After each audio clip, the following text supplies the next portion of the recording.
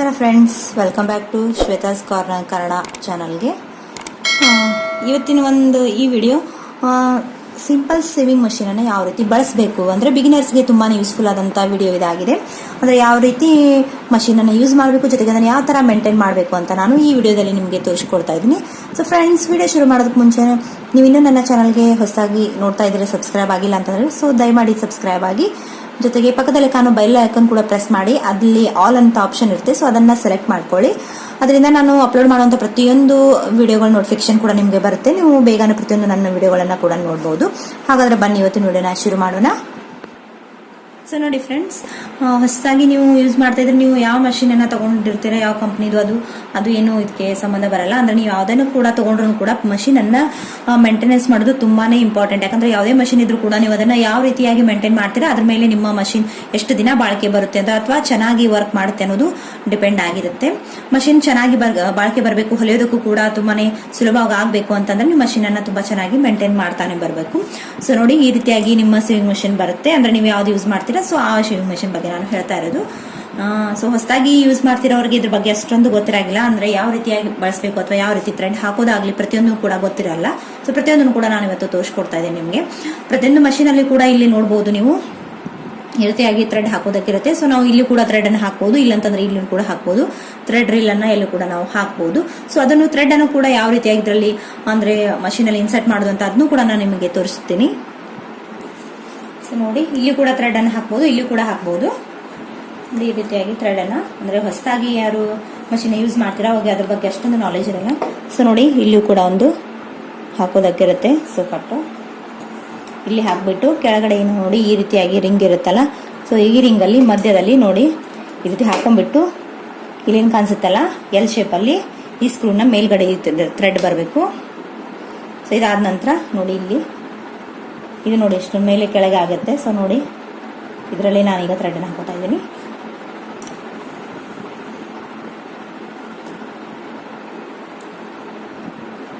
ಇದರಲ್ಲಿ ತಗೊಂಡ್ಬಿಟ್ಟು ಸೊ ನೋಡಿ ಇಲ್ಲಿ ಕೆಳಗಡೆ ಇರುತ್ತೆ. ನೀವು ಈ ಥ್ರೆಡ್ ಹಾಕೋದ್ರಲ್ಲಿ ಯಾವ್ದು ಒಂದ್ರಲ್ಲೂ ಕೂಡ ನೀವು ಮಿಸ್ ಮಾಡಿದ್ರು ಕೂಡ ನಿಮ್ಮ ಸ್ಟಿಚಿಂಗ್ ಸರಿಯಾಗಿ ಬರಲ್ಲ. ಅಂದ್ರೆ ಹೊಲಿಗೆ ಬಿಟ್ಟು ಹೋಗೋ ಚಾನ್ಸಸ್ ಯಾವ ರೀತಿ ಎಲ್ಲ ಬರುತ್ತಲ್ಲ, ನೀವು ಅಂದ್ರೆ ಸ್ಟಿಚಿಂಗ್ ಮಾಡುವಾಗ ಹೊಲಿಗೆ ಬಿಟ್ಟು ಹೋಗೋದು ಅಥವಾ ಸರಿಯಾಗಿ ಸ್ಟಿಚ್ ಬೀಳದೆ ಇರೋದಿತ್ತಲ್ಲ, ಎಲ್ಲ ಪ್ರಾಬ್ಲಮ್ಗೂ ಇದು ಕೂಡ ಒಂದು ರೀಸನ್ ಆಗಿರುತ್ತೆ. ಸೊ ಪ್ರತಿಯೊಂದರಲ್ಲೂ ಕೂಡ ಎಲ್ಲೆಲ್ಲಿ ದಾರ ಹಾಕೋದಕ್ಕೆ ನೋಡಿ ಇಲ್ಲಿ ಹೋಲ್ ಇದೆ, ಸೊ ಇಲ್ಲಿದೆ. ಇದರಲ್ಲಿ ಪ್ರತಿಯೊಂದರಲ್ಲೂ ನೀವು ಕಂಪಲ್ಸರಿಯಾಗಿ ಸರಿಯಾಗಿ ಥ್ರೆಡ್ ಅನ್ನ ಇನ್ಸರ್ಟ್ ಮಾಡಬೇಕು. ಸೊ ಇದು ಕರೆಕ್ಟ್ ಆಗಿ ನೀವು ಇನ್ಸರ್ಟ್ ಮಾಡಿದ್ರೆ ನಿಮ್ಮ ಸ್ಟಿಚಿಂಗ್ ಕೂಡ ಸರಿಯಾಗಿ ಬರುತ್ತೆ. ಸೊ ಲಾಸ್ಟ್ ಅಲ್ಲಿ ಇಲ್ಲಿ ನೋಡಿ ನೀಡಲು, ಈ ನೀಡಲ್ಲಿ ನಾನು ಥ್ರೆಡ್ ಅನ್ನು ಹಾಕ್ತಾ ಇದ್ದೀನಿ. ಸೊ ನೋಡಿ, ಈಗ ನಾನು ಥ್ರೆಡ್ ಅನ್ನ ನೋಡಿ ನೀಡಲ್ಲಿ ಹೊಂದಿಸ್ಕೊಂಡಿದ್ದೀನಿ. ಸೊ ಆಗಿದೆ. ಇನ್ನ ಮಷೀನಲ್ಲಿ ಇಲ್ಲಿ ನೋಡಿ ಕೆಳಗಡೆಯಿಂದ ಇಲ್ಲಿ ಬಾಬಿನ್ ಕೇಸ್ ಇರುತ್ತೆ. ಸೊ ಬಾಬಿನ್ ಕೇಸಲ್ಲಿ ನಾವು ಬಾಬಿನ್ ಅನ್ನು ಹಾಕ್ತೀವಿ. ಸೊ ಅದು ಕೂಡ ಯಾವ ರೀತಿ ಹಾಕೋದು ಅಂತ ನಾನು ನಿಮಗೆ ತೋರಿಸ್ತೀನಿ. ನೋಡಿ, ಈ ರೀತಿ ನಮ್ಮ ಬಾಬಿನ್ ಕೇಸ್ ಇರುತ್ತೆ. ಸೊ ಅದರಲ್ಲಿ ನಾವು ಯಾವ ಬಾಬಿನ್ ಅನ್ನು ಹಾಕ್ತೀವಿ ಅಂದ್ರೆ ಯಾವ ಕಲರ್ ಥ್ರೆಡ್ ಹಾಕ್ತೀವಲ್ಲ, ಸೊ ಆ ಬಾಬಿನ್ ಅನ್ನು ತಗೊಂಡ್ಬಿಟ್ಟು ನೋಡಿ ತಗೊಂಡ್ಬಿಟ್ಟು ಈ ರೀತಿಯಾಗಿ ನೋಡಿ ಇಲ್ಲೇನೊಂದು ಮಾರ್ಕ್ ಅನ್ಸುತ್ತೆ ನಿಮಗೆ. ಸೊ ನೋಡಿ ಇಲ್ಲೇನು ಕಟ್ ತರ ಇರುತ್ತೆ, ಮಾರ್ಕ್ ಇದೆ. ಸೊ ಇದರಲ್ಲಿ ಹಾಕೊಂಡ್ಬಿಟ್ಟು ನೋಡಿ ಈ ರೀತಿಯಾಗಿ ಸರಿಯಾಗಿ ನಮ್ಮ ಥ್ರೆಡ್ ಕೂತ್ಕೊಂಡಿದ್ರೆ ಇಲ್ಲಿ ನೋಡಿ ಸರಿಯಾಗಿ ಈ ತರ ಇಲ್ಲಿ ನೀವು ತಿರುಗಿಸಿದ್ರೆ ನಿಮಗೆ ಗೊತ್ತಾಗುತ್ತೆ ಆಟೋಮೆಟಿಕ್ ಆಗಿ ಸರಿಯಾಗಿ ನಮ್ಮ ಬಾಬಿನ್ ಇನ್ಸರ್ಟ್ ಆಗಿದೆ ಇಲ್ಲ ಅಂತ. ಸೊ ಈ ರೀತಿ ಆಗಿದ್ರೆ ಇದು ಒಂದು ಬಾಬಿನ್ ಕೇಸಲ್ಲಿ ಬಾಬಿನ್ ಅನ್ನು ಇನ್ಸರ್ಟ್ ಮಾಡುವಂತ ಕರೆಕ್ಟ್ ಆದಂತ ಒಂದು ಮೆಥಡ್. ಇದನ್ನ ನಾವು ಏನ್ ಮಾಡ್ಬೇಕಂದ್ರೆ ಇದನ್ನ ಮೇಲ್ಗಡೆ ಹಿಡ್ಕೊಂಡ್ಬಿಟ್ಟು ಕೆಳಗಡೆ ನಾವು ಈ ರೀತಿ ಮಷೀನ್ ಅಲ್ಲಿ ಇದನ್ನ ಇನ್ಸರ್ಟ್ ಮಾಡಬೇಕು. ಸೊ ನೋಡಿ ಇಲ್ಲಿ ನೋಡಿ ಈ ರೀತಿಯಾಗಿ ಮಾರ್ಕ್ ಇದೆ, ಅಂದ್ರೆ ಇಲ್ಲಿ ಏನಿದೆಲ್ಲ ಈ ಮಾರ್ಕು ಇದರಲ್ಲಿ ಸೇರೋ ತರ ನೋಡಿ. ಇದನ್ನ ನಾವು ಬಾಬಿನ್ ಕೇಸ್ ಅನ್ನ ಮಷೀನ್ ಅಲ್ಲಿ ಇನ್ಸರ್ಟ್ ಮಾಡುವಾಗ ನಮ್ಮ ಮಷೀನ್ ನೀಡಲು ಈ ತರ ಮೇಲ್ಗಡೆ ಇರಬೇಕು. ಇಲ್ಲಾಂದ್ರೆ ನೋಡಿ ಕೆಳಗಡೆ ಈ ರೀತಿ ನಮ್ಮ ನೀಡಲ್ ಕೆಳಗಡೆ ಇದ್ದಾಗ ನಾವು ಇದನ್ನ ಇನ್ಸರ್ಟ್ ಮಾಡಕ್ ಹೋದ್ರೆ ನಮ್ಮ ಬಾಬಿನ್ ಕೇಸು ಇದರಲ್ಲಿ ಇನ್ಸರ್ಟ್ ಆಗಲ್ಲ. ಸೊ ಹಾಗಾಗಿ ನಾವು ಇದನ್ನ ಯಾವಾಗ್ಲೂ ಕೂಡ ನಾವು ಬಾಬಿನ್ ಕೇಸ್ ಅನ್ನ ಮಷೀನ್ ಅಲ್ಲಿ ಹಾಕುವಾಗ ನಮ್ಮ ನೀಡಲ್ ಮೇಲಿದೆ ಅಥವಾ ಕೆಳಗಡೆ ಈ ರೀತಿಯಾಗಿ ಸರಿಯಾಗಿ ನೋಡ್ಕೊಂಡ್ಬಿಟ್ಟು ಇದನ್ನ ಹಾಕ್ಬೇಕಾಗತ್ತೆ. ನೋಡಿ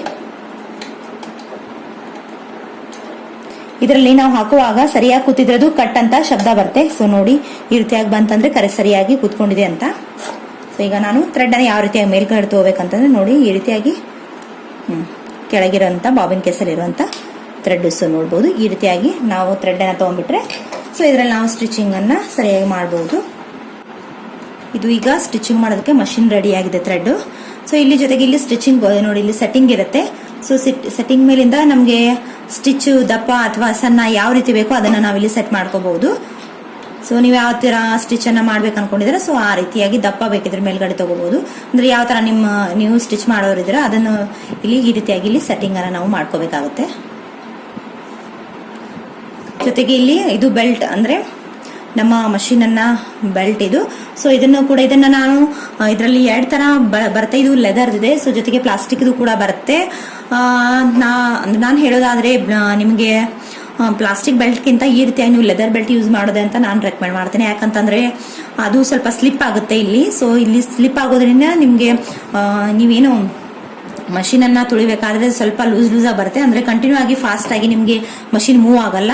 ಸೊ ಹಾಗಾಗಿ ಸ್ವಲ್ಪ ಪ್ರಾಬ್ಲಮ್ ಬರುತ್ತೆ. ಅಂದ್ರೆ ನೀವು ಜಾಸ್ತಿ ತುಳಿದಾಗೆ ನಿಮ್ಗೆ ಸ್ಟಿಚಿಂಗ್ ಕೂಡ ಸ್ವಲ್ಪನೇ ಬರ್ತಾ ಹೋಗುತ್ತೆ. ಸೊ ಹಾಗಾಗಿ ಲೆದರ್ ಇದ್ರೆ ಇದು ಗ್ರಿಪ್ ಚೆನ್ನಾಗಿ ಸಿಗುತ್ತೆ. ಸೊ ನಿಮ್ಗೆ ಸ್ಟಿಚಿಂಗ್ ಕೂಡ ಬೇಗ ಹೊಲಿಯಕ್ಕಾಗುತ್ತೆ ಅಂತ ಸೊ ನಾನು ಹೇಳ್ತೀನಿ. ಸೊ ಇದನ್ನು ಕೂಡ ಒಂದ್ಸರಿ ನಾನು ಯಾವ ರೀತಿಯಾಗಿ ಹಾಕೋದಂತ ತೋರಿಸ್ತೀನಿ. ಯಾಕಂದ್ರೆ ಬಿಗಿನರ್ಸ್ಗೆ ಕೆಲವರಿಗೆ ಗೊತ್ತಿರಲಿಲ್ಲ, ಸೊ ಹಾಗಾಗಿ ಅವ್ರಿಗೂ ಕೂಡ ಗೊತ್ತಾಗ್ಲಿ ಅಂತ.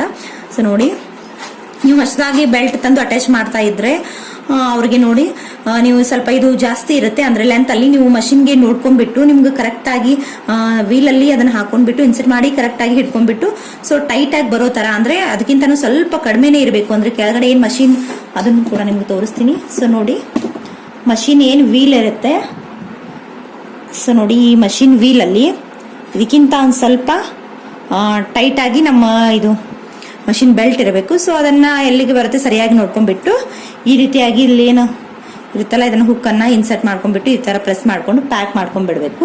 ಸೊ ನೋಡಿ, ಇಲ್ಲಿ ಈ ಸೈಡ್ ಅಲ್ಲಿ ಹಾಗೆ ಆ ಸೈಡ್ ಅಲ್ಲಿ ಮೇಲ್ಗಡೆ ಕೆಳಗಡೆ ಇನ್ಸರ್ಟ್ ಮಾಡ್ಕೊಂಡ್ಬಿಟ್ಟು ನೋಡಿ ಈ ತರ ರೌಂಡ್ ಆಗಿ ಇದನ್ನ ಮಾಡ್ಕೊಂಡ್ಬಿಡ್ಬೇಕು. ಸೊ ಇದಾದ ನಂತರ ಇದನ್ನ ನಾವು ಕಂಪ್ಲೀಟ್ ಆಗಿ ರೌಂಡ್ ನೋಡಿ ಕೆಳಗಡೆ ಈ ರೀತಿಯಾಗಿ ಎಲ್ಲ ನಾವು ವೀಲಲ್ಲಿ ಇದನ್ನ ಹಾಕೊಂಡ್ಬಿಡ್ಬೇಕು. ಕರೆಕ್ಟ್ ಆಗಿ ನಾವು ಇದನ್ನ ವೀಲಲ್ಲಿ ಸೇರಿಸ್ಕೊಂಡ್ಬಿಟ್ರೆ ನಮಗೆ ಸ್ಟಿಚಿಂಗ್ ಮಾಡೋದಕ್ಕೆ ಮಷಿನ್ ರೆಡಿ ಆಗುತ್ತೆ. ಸೊ ಅದನ್ನು ಕೂಡ ನಾನು ನಿಮಗೆ ತೋರಿಸ್ತೀನಿ. ಸೊ ನೋಡಿ, ಈಗ ನಾನು ಬೆಲ್ಟ್ ಅನ್ನು ಕೂಡ ಇದಕ್ಕೆ ಸರಿಯಾಗಿ ಹಾಕಿದ್ದೀನಿ. ಸೊ ಬೆಲ್ಟ್ ಹಾಕಿದ ನಂತರ ನೋಡ್ರಿ ಈ ರೀತಿಯಾಗಿ ಇದು ಮೂವ್ ಆಗುತ್ತೆ. ಸೊ ನೋಡಿ, ಈಗ ನಾನು ಬೆಲ್ಟ್ ಅನ್ನು ಕೂಡ ಹಾಕಿದ್ದೀನಿ. ಸೊ ನಮ್ಮ ಮಷಿನ್ ನೋಡಿ ಈಗ ಸ್ಟಿಚಿಂಗ್ ಮಾಡೋದಕ್ಕೆ ರೆಡಿ ಆಗಿದೆ. ಈಗ ನಾನು ಒಂದೆರಡು ಸ್ಟಿಚ್ ಅನ್ನು ಕೂಡ ನಿಮಗೆ ಮಾಡಿ ತೋರಿಸ್ತೀನಿ. ಒಂದು ವೇಸ್ಟ್ ಬಟ್ಟೆಯಲ್ಲಿ ನಾನು ಮಾಡಿ ತೋರಿಸ್ತಾ ಇದ್ದೀನಿ. ಸೊ ನೋಡಿ,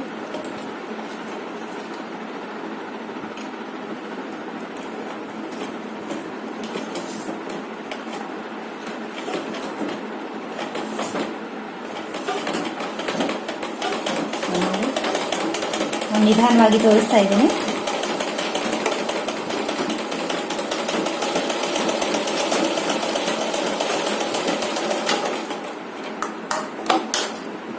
ಸೊ ನೋಡಬಹುದು, ಎರಡು ಸೈಡಲ್ಲಿ ಕೂಡ ಎಲ್ಲೂ ಥ್ರೆಡ್ ಕೂಡ ಬಿಟ್ಕೊಂಡಿಲ್ಲ, ಜೊತೆಗೆ ಏನೂ ಇಲ್ಲ, ಸರಿಯಾಗಿ ನಮ್ಮ ಸ್ಟಿಚಿಂಗ್ ಬಂದಿದೆ. ಸೊ ಇದರಲ್ಲಿ ನಿಮಗೆ ಸೆಟ್ಟಿಂಗ್ ಹೇಳಿದ್ನಲ್ಲ, ಸೊ ನೀವು ಇಲ್ಲಿ ಯಾವ ರೀತಿ ಸೆಟ್ ಮಾಡ್ಕೊಂಡ್ರೆ ಆ ರೀತಿ ನಿಮಗೆ ಸ್ಟಿಚ್ ಬರುತ್ತೆ. ಸೊ ಇನ್ನೂ ಒಂದು ನಾನು ತೋರಿಸ್ತೀನಿ.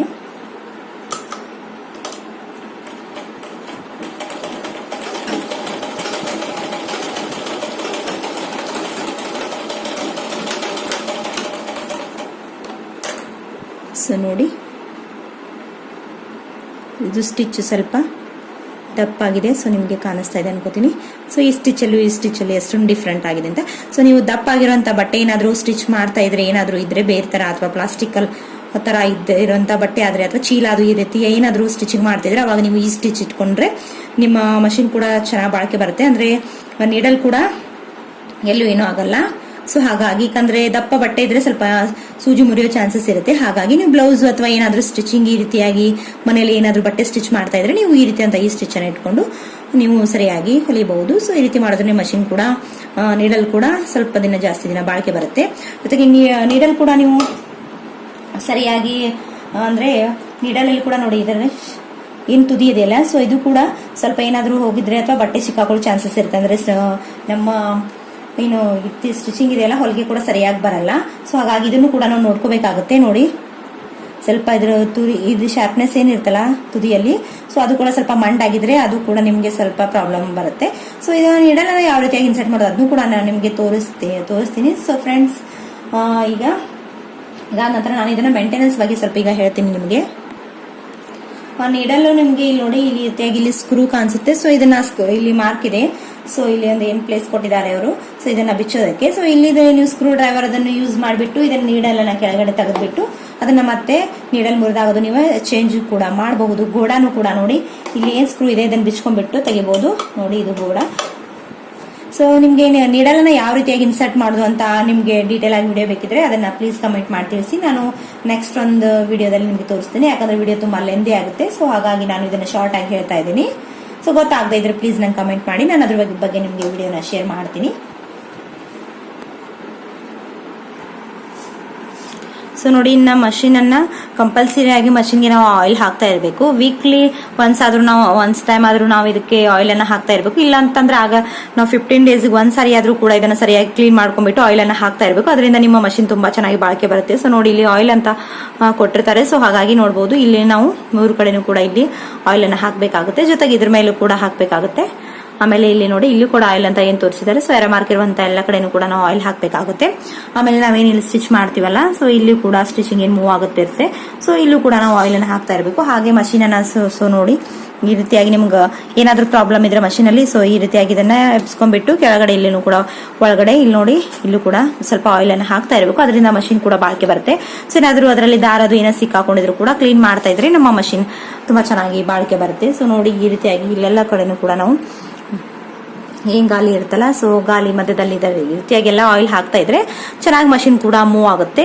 ಸೊ ಹೊಸದಾಗಿ ಸ್ಟಿಚಿಂಗ್ ಕಲ್ತಾ ಇರೋ ಅಂದ್ರೆ ಮಷೀನ್ ಬಗ್ಗೆ ಅಷ್ಟೊಂದು ಗೊತ್ತಿರದೇ ಇರೋರು, ಸೊ ಫಸ್ಟಿಗೆ ಇದನ್ನ ಯಾವ ರೀತಿಯಾಗಿ ತುಳಿಯೋದು ಮಷೀನ್ ಬಗ್ಗೆ ಅಂತ ಅದನ್ನೇ ಸ್ವಲ್ಪ ಪ್ರಾಕ್ಟೀಸ್ ಮಾಡಿದ್ರೆ ನಿಮ್ಗೆ ಆಟೋಮೆಟಿಕ್ ಆಗಿ ಅದ್ರ ಬಗ್ಗೆ ಮಷೀನ್ ಬಗ್ಗೆ ನಿಮ್ಗೆ ತಾನೇ ತಿಳಿದ್ಬಿಡುತ್ತೆ. ಅಂದ್ರೆ ನೀವು ಜೊತೆಗೆ ಈ ಮಷೀನ್ ಅನ್ನ ತುಳಿತಾ ಹೋದಾಗೆ ನಿಮ್ಗೆ ಪ್ರಾಕ್ಟೀಸ್ ಆದಂಗೆ ಈಸಿ ಆಗುತ್ತೆ. ಯಾಕಂದ್ರೆ ಮೊದಲಾಗಿ ಹೊಸದಾಗಿ ನೀವು ಯೂಸ್ ಮಾಡ್ತಾ ಇದ್ರೆ ಸ್ವಲ್ಪ ನಿಮ್ಗೆ ಮಷೀನ್ ತುಳಿಯೋದ್ರಲ್ಲಿ ಸ್ವಲ್ಪ ಕಾಲ್ ಪೇನ್ ಬರೋದು ಈ ರೀತಿಯಾಗಿ ಆಗುತ್ತೆ. ಸೊ ನೀವು ದಿನ ನೀವು ಅದನ್ನ ಸ್ವಲ್ಪ ಸ್ಟಿಚಿಂಗ್ ಮಾಡೋದ್ರಿಂದ ಆಟೋಮೆಟಿಕ್ ಆಗಿ ನಿಮ್ಗೆ ಬರುತ್ತೆ. ಜೊತೆಗೆ ಹೊಸದಾಗಿ ಮಷೀನ್ ಯೂಸ್ ಮಾಡ್ತಾ ಇದ್ರೆ ಸೊ ಈ ರೀತಿಯಾಗಿ ನೋಡಿ ಗೋಡಾನ ಕೆಳಗಡೆ ಇಟ್ಟು ನೀವು ಪ್ರಾಕ್ಟೀಸ್ ಅನ್ನ ಮಾಡಬಾರ್ದು. ಇದರಿಂದ ನಿಮ್ಮ ನೀಡಲ್ ಕೂಡ ಹಾಳಾಗುತ್ತೆ. ಜೊತೆಗೆ ಮಷೀನ್ ಇಲ್ಲಿ ಏನಿರುತ್ತೆ, ಸೊ ನೋಡಿ ಈ ರೀತಿಯಾಗಿ ಜಿಗ್ಜಾಗ್ ಏನಿರುತ್ತಲ್ಲ ಇದು ಕೂಡ ಹಾಳಾಗೋ ಚಾನ್ಸಸ್ ಇರುತ್ತೆ. ಸೊ ಯಾಕಂದ್ರೆ ಖಾಲಿ ಮಷೀನ್ ತುಳಿಯೋದ್ರಿಂದ ಇಲ್ಲಿ ಬಟ್ಟೆ ಇರೋದ್ರಿಂದ ಅದು ಮೂವ್ ಆಗ್ತಾ ಇರುತ್ತೆ. ಬಟ್ಟೆ ಇಲ್ಲದೆ ಇರುವಾಗ ನಾವು ಅದೇ ರೀತಿಯಾಗಿ ಇದನ್ನ ನಾವು ಸ್ಟಿಚಿಂಗ್ ಅಂದ್ರೆ ಮಷೀನ್ ಅನ್ನ ತುಳಿದ್ರೆ ಇದ್ರ ನೋಡಿ ಈ ರೀತಿಯಾಗಿ ಜಿಗ್ಜಾಗ್ ಏನಿದೆಯಲ್ಲ ಕೆಳಗಡೆ, ಸೊ ಇದು ಹಾಳಾಗೋ ಚಾನ್ಸಸ್ ಇರುತ್ತೆ. ಹಾಗಾಗಿ ಹೊಸದಾಗಿ ಯಾರು ಮಷೀನ್ ತುಳಿಯೋದು ಕಲಿತಾ ಇರ್ತಾರ, ಸೊ ಅವರು ನೋಡಿ ಈ ರೀತಿಯಾಗಿ ಗೋಡಾನ ನೋಡಿ ಸ್ಟಿಚಿಂಗ್ ಮಾಡ್ಬೇಕಾದ್ರೆ ಈ ರೀತಿಯಾಗಿ ನಾವು ಕೆಳಗಡೆ ಮಾಡಿರ್ತೀವಿ. ಹಾಗೆ ಮಷೀನ್ ತುಳಿಬೇಕಾದ್ರೆ ಈ ಗೋಡಾನ ಈ ರೀತಿಯಾಗಿ ಮೇಲ್ಗಡೆ ಮಾಡಿಬಿಟ್ಟು ಮಷೀನ್ ಅನ್ನ ನೋಡಿ ಈ ರೀತಿಯಾಗಿ ತುಳಿಯೋದ್ರಿಂದ ನಮ್ಮ ಮಷೀನ್ಗೂ ಕೂಡ ಯಾವುದೇ ರೀತಿಯಾದಂಥದ್ದು ಇದರಲ್ಲಿ ದಾರ ಇನ್ಸರ್ಟ್ ಮಾಡಬಾರ್ದು. ಹಾಗೆ ಪ್ರಾಕ್ಟೀಸ್ ಮಾಡೋರು ವಿತೌಟ್ ದಾರನ ಹಾಕದೇನೆ ಈ ರೀತಿಯಾಗಿ ಪ್ರಾಕ್ಟೀಸ್ ಮಾಡೋದು. ಗೋಡಾನ ಮೇಲ್ಗಡೆ ಮಾಡಿ ನೋಡಿ ಈ ರೀತಿಯಾಗಿ ಮೂವ್ ಮಾಡ್ತಾ ಹೋಗಿ ನಿಮಗೂ ಕೂಡ ಪ್ರಾಕ್ಟೀಸ್ ಆಗುತ್ತೆ. ಸೊ ನೋಡಿ, ಕೆಳಗಡೆನೂ ಕೂಡ ನಾನು ತೋರಿಸ್ತೀನಿ. ಈ ರೀತಿಯಾಗಿ ನೀವು ಮಾಡ್ತಾ ಹೋದ್ರೆ ನಿಮಗೂ ಕೂಡ ಒಂದು ಸ್ವಲ್ಪ ಪ್ರಾಕ್ಟೀಸು ಆಗುತ್ತೆ. ಜೊತೆಗೆ ದಿನ ಪ್ರಾಕ್ಟೀಸ್ ಆದಾಗೆ ನೀವು ಕೂಡ ಚೆನ್ನಾಗಿ ಸ್ಟಿಚಿಂಗ್ ಅನ್ನ ಮಾಡಬಹುದು.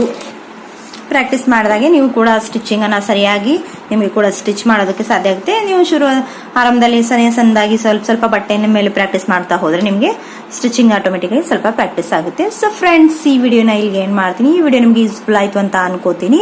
ಸೊ ಫ್ರೆಂಡ್ಸ್, ವಿಡಿಯೋ ಇಷ್ಟ ಆದ್ರೆ ಪ್ಲೀಸ್ ಲೈಕ್ ಮಾಡೋದನ್ನ ಮರಿಬೇಡಿ. ಹಾಗೆ ಹೊಸ ಚಾನಲ್ ನೋಡ್ತಾ ಇದ್ರೆ ಪ್ಲೀಸ್ ದಯಮಾಡಿ ಸಬ್ಸ್ಕ್ರೈಬ್ ಆಗಿ ನಮ್ಮ ಚಾನಲ್ಗೆ. ಹಾಗೆ ವಿಡಿಯೋ ನೋಟಿಫಿಕೇಶನ್ ಬೇಕಾದ್ರೆ ಪ್ರತಿಯೊಂದು ಅಲ್ಲಿ ಬೆಲ್ ಐಕಾನ್ ಇರುತ್ತೆ, ಸೊ ಅದನ್ನ ಪ್ರೆಸ್ ಮಾಡೋದನ್ನ ಮರಿಬೇಡಿ.